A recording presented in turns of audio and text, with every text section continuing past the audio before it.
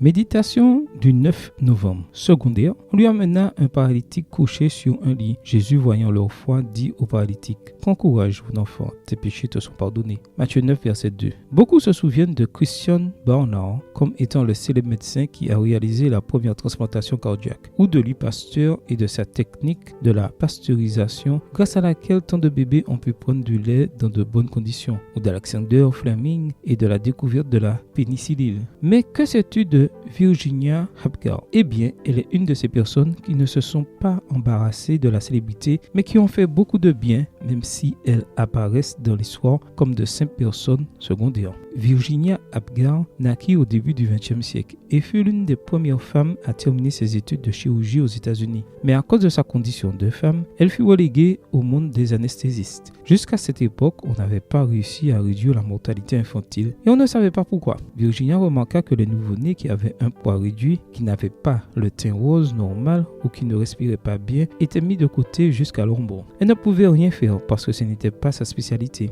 Mais étant une femme de fort caractère, elle ne se conforma pas à ce fait et commença à réfléchir à la manière d'améliorer la situation. Elle inventa quelque chose de simple qui changea tout. Elle proposa de faire un test au bébé 1 minute après sa naissance et un autre 5 minutes après. Dans ce test, on donnait 2 points si le bébé avait un teint normal, 2 autres points s'il avait pleuré, 2 s'il respirait profondément, 2 s'il bougeait les extrémités et 2 si son cœur avait un battement cardiaque normal pour un nouveau-né. C'était si facile que cela fut mis en œuvre facilement et, côté positif, on commença à tenir des registres. Après, les études vinrent les solutions et la baisse de la mortalité. Peu de gens se souviennent d'Apgar, mais beaucoup lui doivent la vie. Dans l'histoire de Jésus et le paralytique, il y a certains personnages qui attirent encore mon attention. Les brancardiers. Qui étaient-ils? Des parents? Des amis? Des voisins? Nous n'avons pas beaucoup de précisions sur eux, si ce n'est qu'ils amenèrent une personne à Jésus. Comme Virginia Apgar, ce sont ceux qui travaillent dans l'anonymat en faisant beaucoup de bien. Peut-être que nous ne pouvons pas être des chirurgiens de renom, mais nous pouvons être